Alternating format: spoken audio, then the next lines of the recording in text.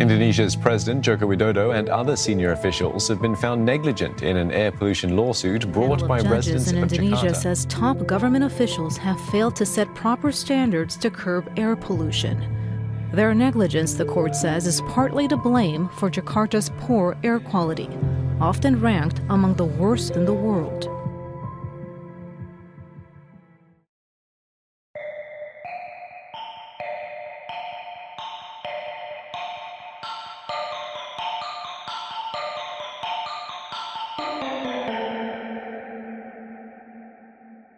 Welcome back to the second episode of Clearing the Air. I'm Chermaine Lee. And I'm Khoa Tran. Our team at Sustainable Asia partnered with the Heinrich Boell Foundation to produce this series. Last episode, we looked at the air pollution situation in Bangkok, where it comes from, the challenges of policy making around it, and how the country's youth climate strike movement took off. And we ended with how civil society is struggling to take matters into its own hands to improve the air in Bangkok. That got me thinking, is this also happening in other large polluted cities in Asia?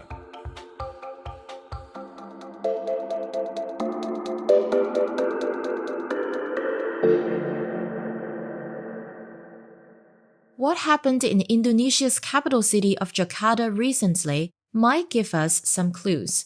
In September 2021, a group of 32 citizens in Jakarta won a landmark air pollution lawsuit against the President Joko Widodo and several ministers. That's amazing! The air pollution must be pretty bad in Jakarta then. Yep, bad enough that it drove hundreds of people to go through a 2-year court battle. Can the impact of air pollution on children in Jakarta and lack of solutions from the government be enough to win a lawsuit against the Widodo administration? 3 plaintiffs and a law professor tell us the story. So when we heard the decision, finally, that the court won our submissions, woof! It's like the flood coming out from the gate. This is Yuyun Ismawati, one of the plaintiffs in the air pollution lawsuit. She's an environmental engineer who co-founded a green NGO named Nexus 3 Foundation that aims to protect the vulnerable from hazardous chemicals and waste. In this case, it also means fighting for better rights for breathing clean air in the capital city. Yuyun is a prominent environmental activist in Indonesia, and in this lawsuit, she's not only fighting for herself. It started with a very dear family member of hers. This issue of air pollution of Jakarta really hit me, especially after my grandson was born in 2018. That was during the hot season in Indonesia. They live in the central of Jakarta, in high-rise apartment buildings. It's not easy. So the open space for him was on the 5th floor, which is facing the street, the main street of Jakarta, the Proklamasi Road, which we know that during the peak hours from 7 o'clock until 10, there was a huge traffic. So we could see from the 15th floor how the air pollution blanketed the air of Jakarta, and especially during the peak hours in the morning, where it's supposed to be the right time for children to get the vitamin D activated by the sun, but it was not as ideal as we thought. And he was about a month old at that time. And whenever we took him out and then took him back into the room, we've seen some marks in his skin because his skin is still very delicate, and it's like eczema, developing eczema. And I said, "It's this ridiculous? 1 month old, and his skin is already affected." And she soon noticed that her grandson was not alone.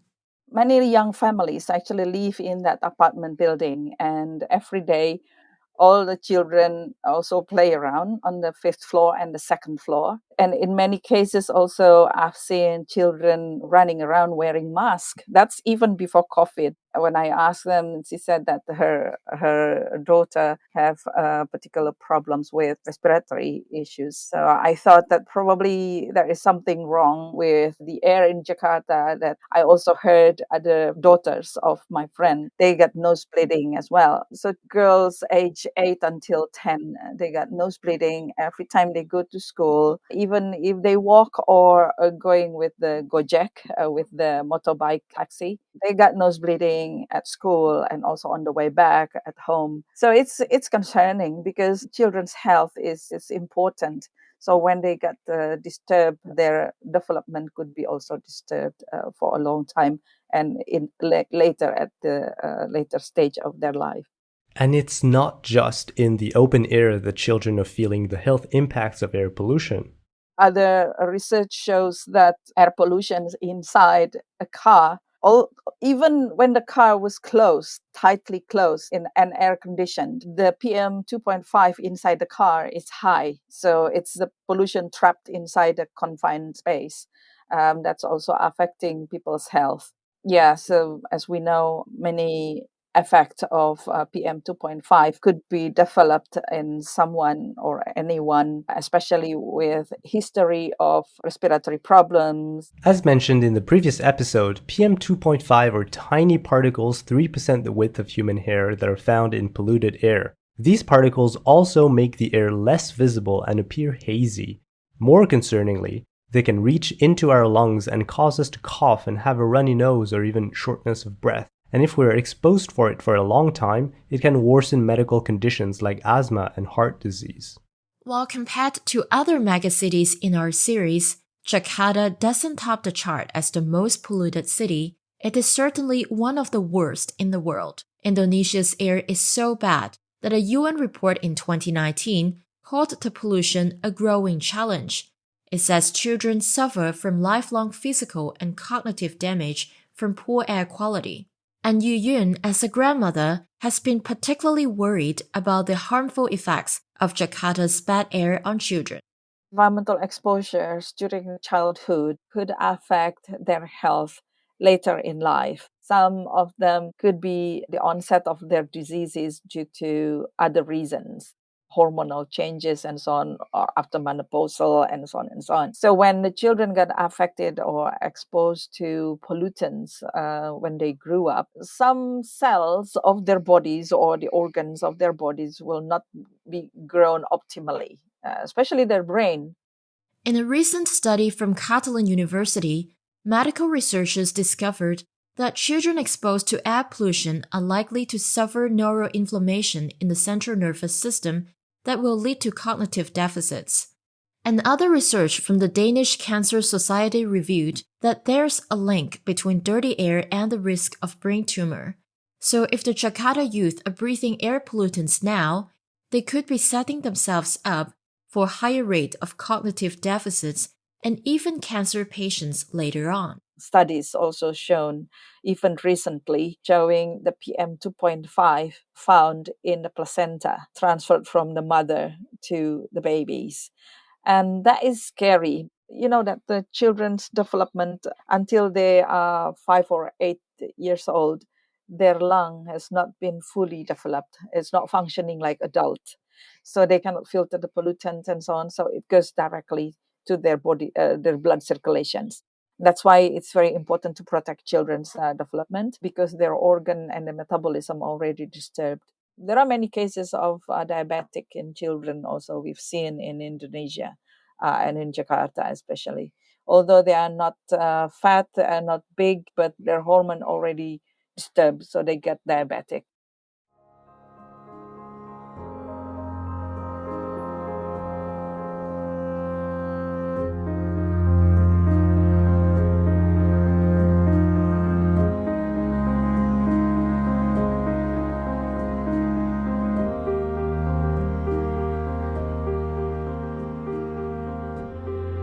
The next generation's health is also one of the main drivers for urban studies expert Elisa Sutanudjaja. She also signed her name on the lawsuit with 31 other plaintiffs against the Widodo administration, demanding better air pollution policies.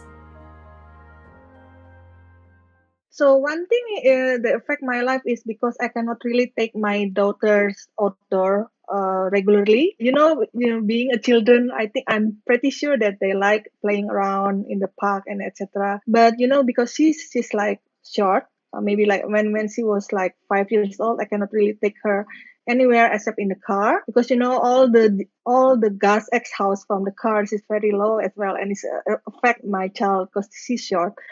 So I start to take her to take public transportation, the bus and everything when she reaches like 7. But then we cannot really do it regularly. So yeah, I think the one thing that affect me a lot, I cannot really spend outdoor with my daughter. That's why when we come to the conclusion about suing the government, I want to become one of the plaintiffs. I remember for myself, it's kind of like my little effort to ensure that my daughter's future is better than mine. Citizens' health is indeed at stake here. Greenpeace Indonesia estimates that over 7,000 people in Jakarta die early each year, and about 2,000 babies are born with low birth weights due to high levels of PM 2.5. So what causes such high levels of PM 2.5 in Jakarta? Yuyun cites several reasons. The first, of course, is traffic. But like Bangkok in episode 1, air pollution is wafting in from outside the city as well. The major pollution came from traffic and also from the industrial air pollutions and emissions that not only not coming from Jakarta mainly, but it's from the surrounding provinces, from West Java and Banten provinces. Another thing, because Jakarta is also surrounded by power plant as well. So the power plant is not inside Jakarta. There is only one power plant in Jakarta, but the source is coming from the gas. So somehow it's okay. But the coal plant is kind of like surrounding Jakarta. And Jakarta, since is like plain, and we are facing on the north is a sea, and we have mountain at the back. Sometimes the air also got trapped inside. But the main source really is the pollutant from fossil fuel transport. And I think it's the love of petrol that made us. Although we all know that petrol will not be, and oil and gas will not be last until 2050. But the shift from cars and individual transportations into a more personalized, like motorbike taxi, like the Ojek with Grab and Gojek and everything, that made people took that choices because they couldn't get the proper public transport. So in the last 10 years, that's the mushroomings of the swarm of motorbikes in Jakarta and big cities of Indonesia. And that shows the failure of government to provide an adequate and sustainable public transport. Jakarta's public transportation system has just started growing, with the first subway line beginning its operation in as late as 2019. So people in Jakarta rent or own their own motorcycles to travel around the city. After an economic crisis in 1997, motorcycles have become one of the most popular modes of transport in Indonesia. In 2019, there were 112 million motorcycles on its roads, thus as many as 40% of the whole population. And the sales of motorcycles were growing last year. We have like more than 20 million motorcycles only in Jakarta region. And then also the cars also like 6 to 7 millions, and only around 10% who are using public transportation. So you can imagine how Jakarta is always under gridlock and why it's heavily polluted. You know the platform like Gojek and Grab. Elisa is referring to the food delivery app companies in Jakarta, Gojek and Grab. We can also make them responsible in this case as well. For example, they allow you ordering food 40 kilometers away from your home. So it's 40 kilometers away, so far. Then they not only unsafe for the riders, but also you contribute more pollution, because pollution produced by how many kilometers you travel. So it's so unnecessary if you allow to have ordering food for more than 20 kilometers.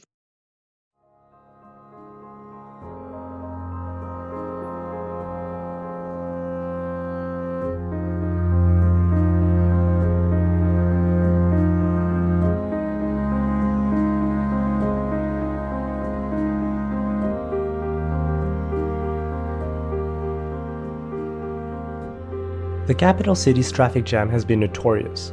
A study showed that an average person in the city has to spend 22 days in a year just being stuck in a traffic jam. Government officials have to be escorted by police convoys just to make it on time to meetings. And some Indonesians have actually died from exhaust fumes poisoning by sitting in the traffic for too long.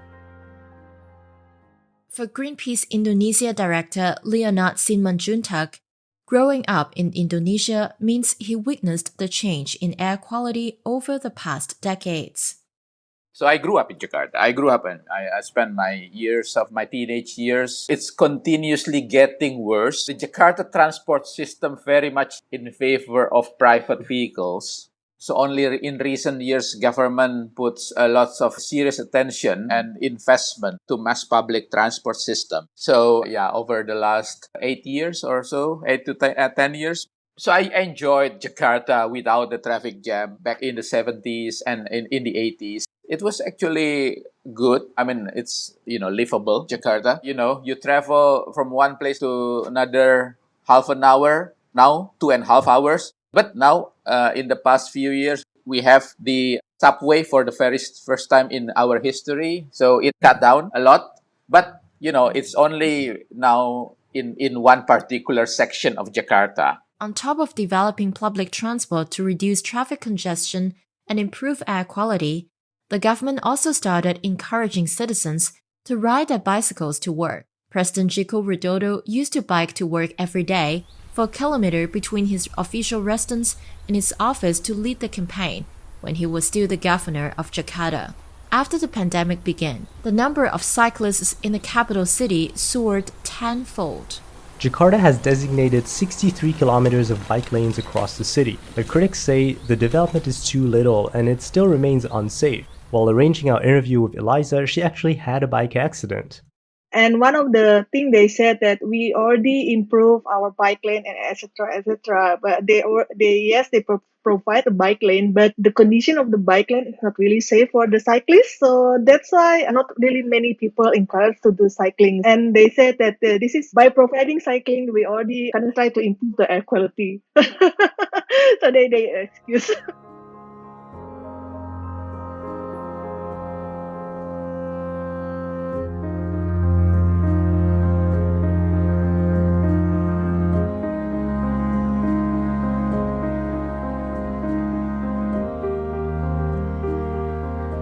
Jakarta's serious air pollution is part of the reason for Indonesia to switch its capital to a city named Nusantara in the province of East Kalimantan, which is on the island of Borneo. And the government hopes that this can take some pressure off Jakarta's bad traffic and air pollution. But will it help? Yuyun is not so sure. It's easier to create something new with the ideal design. And of course, the new capital will have all these good infrastructures because it will be built from scratch. But the issue of air pollution in Jakarta, I don't think it will be solved when the capital moves to Kalimantan, because other economic activities will still be in Jakarta. Only their offices, probably the offices of the companies' headquarters, will move to the capital, but the remaining activities will still be in Jakarta. And yeah, if people think that the traffic of Jakarta will solve by moving the capital, that is wrong, in my opinion. Elisa, who specializes in urban studies, agrees with Yuyun.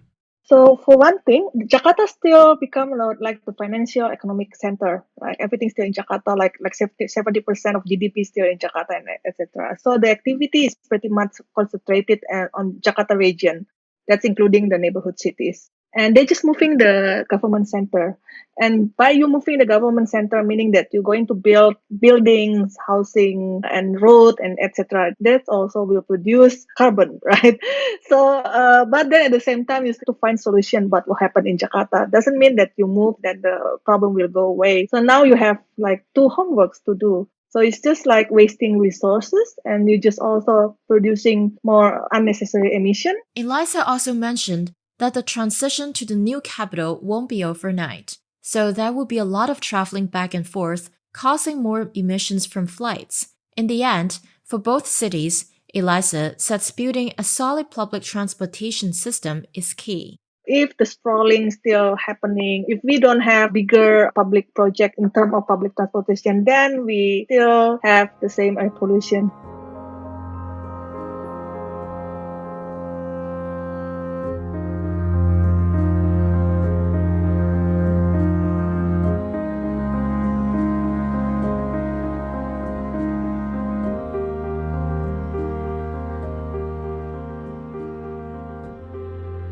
So we have discussed a variety of reasons why Jakarta is struggling with air pollution.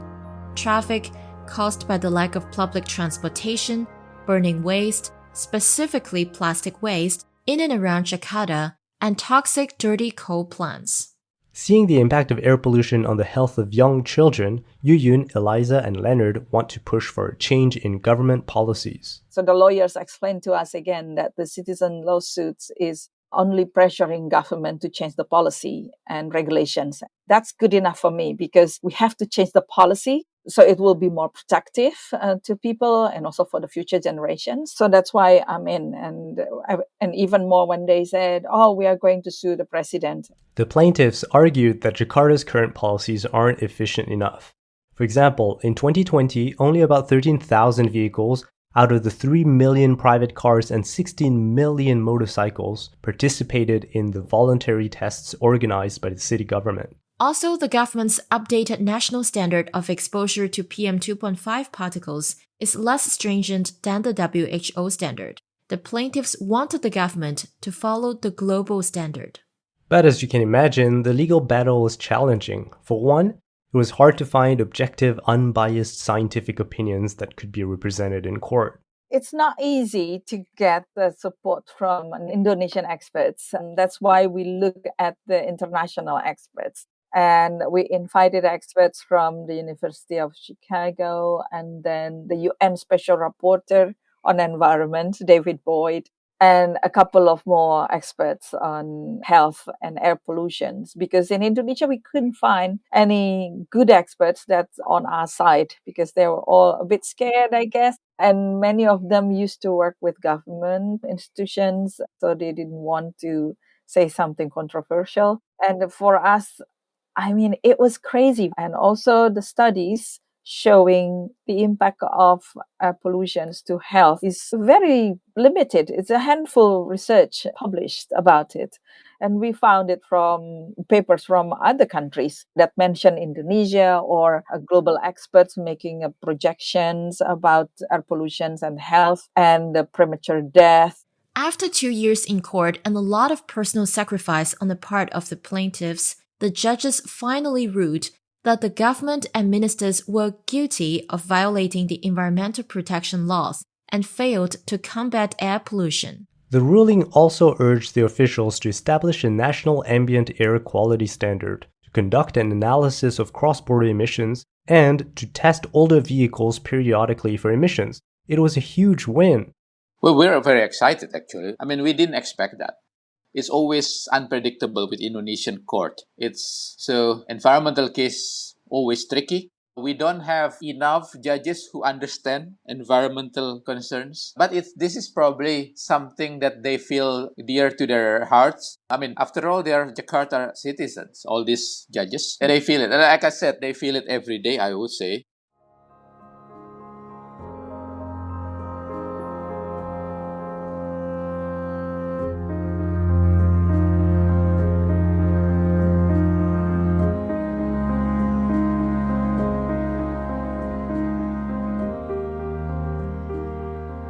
Leonard said Greenpeace had been using litigation as a means to drive policy changes since the 90s. Professor Jolene, who has her feet deep in environmental law in the Global South, told us that climate litigation cases are becoming more common in Asian courts and often target the government's failure to reduce carbon emissions. I've been very positive in talking about how there's been a surge in climate activism and in climate litigation in Asia and other developing countries. And that is part of a global trend where people, and you can imagine why NGOs are connecting across borders and saying, okay, we see the strategy working there. We can try to replicate here. That's one possibility. Another possibility is you've got big NGOs like Greenpeace who have replicated the same strategy across different countries. And that is another example of how you get a multiplier effect. She also said human rights of the unborn generations are increasingly mentioned in such climate lawsuits. In many of the constitutions in Asia, there is a recognition of the right to a clean environment. And some courts have already gone further to say that the right to the clean environment is not only held by the current generation, but also by generations unborn. And there is also the parallel recognition in most jurisdictions in Asia of the concept of a public trust. The public trust doctrine is originally from Roman law, but it is found in almost all legal systems in Asia. And the idea is very basic. The state holds natural resources on trust for the people, and the people includes future generations. And the state therefore has to manage these natural resources responsibly for the benefit of current and future generations. In one way or another, Professor Lin said such lawsuits are more often than not environmental activists' bid to have a conversation with the government. What is not helpful is this idea of us versus them, that, the activists are against the government and the government should fear the activists, and the government acts only because the activists are shouting and using the law to compel governments to act. I think this us versus them mentality is very, very destructive. The way I see climate litigation is that it's somewhat of a legal conversation. The activists are using the law, partly because it can be an effective tool, partly because they have no other choice, because they are not being heard by the parliaments and the legislature, they're not being heard by the government. So where do they go? They go to the courts, hoping that they will have an avenue to be heard. In our last episode about Bangkok, we talked about how individual activists like Lin can start a rally to raise awareness and push for action. While it's hard to measure how much the Thai government heard their voices, in Jakarta's case, the plaintiff's lawsuit was a great success. Although the government filed an appeal against the verdict, the court recently rejected it and instead urged authorities to start taking actions. And we will continue this campaign. This is for our very lives and our children's lives. This is for the health of our populations, and this is, we think, very important for our future. If we don't want to continue having Jakarta as a dirty city, polluted, and one of the most polluted in the world, we want to change that. Jakarta's residents still have a long way to go to fight for better air in the city, but environmentalists like Leonard remain hopeful. Environmental litigation cases do bring hope, but do they bring enough change? In our next episode, we look north for a peek into what is happening there.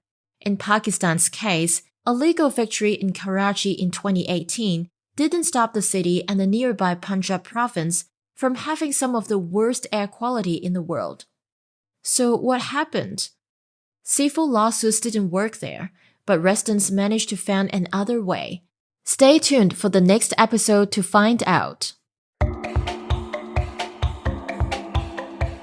Hey, Sustainable Asia listeners. I'm Marcy Trent Long. I'm the executive producer of Sustainable Asia. Your hosts for this episode were Khoa Tran and Chermaine Lee. The producer was Chermaine Lee, sound engineer Avery Choi, and Jack Lee was the associate producer.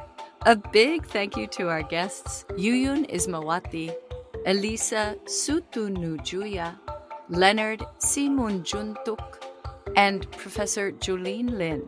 We wouldn't have made this podcast series without the support of the Heinrich Boell Foundation, a green think tank from Germany with more than 30 offices around the world.